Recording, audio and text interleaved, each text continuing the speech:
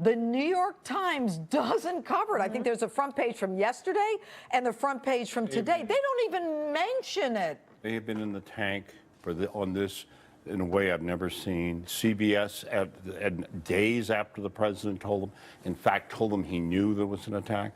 I left yesterday George McGovern's funeral, who I worked for when I was 21, who is a man who stood up on the issue of the war, whether you liked it or not, and what he believed is truth, and fought a president against a president who was willing to lie, cheat, and steal to get elected. And the press, however, was willing to fight that. I am appalled right now.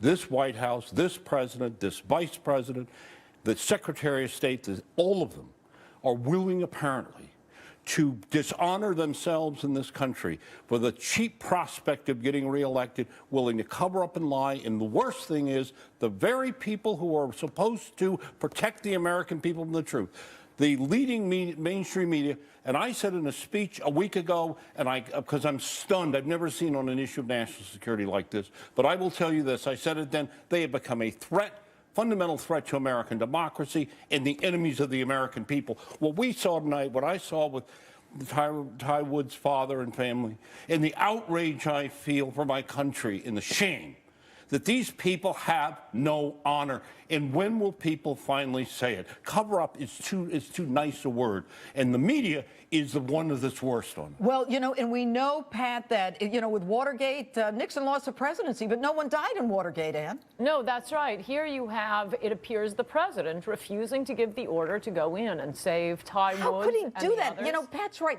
How do we come to grips with this as Americans? Because that a man on the ground there's an AC-130. Yes. They could have lowered an F-16, you know, just for the sound. But he wasn't willing to make the gutsy call because that it's not gutsy. It's human instinct. No, because it could have failed, and then you'd have the helicopters crashing in the desert. But it's not Black Hawk Down. We're so much smarter than we were then. That with the technology. Look, I'm not saying this president didn't care enough. He didn't want to risk his election. This president didn't care enough to stay in the White House and, quote, find out what was going on the next day. Just order the rescue teams. To rescue teams. Look, now I know why he didn't meet with his national security advisor and why he got on a plane and went to a fundraiser. An act, if any president, Democrat or Republican, prior to this had done, while the consulate was smoldering, would have been crucified.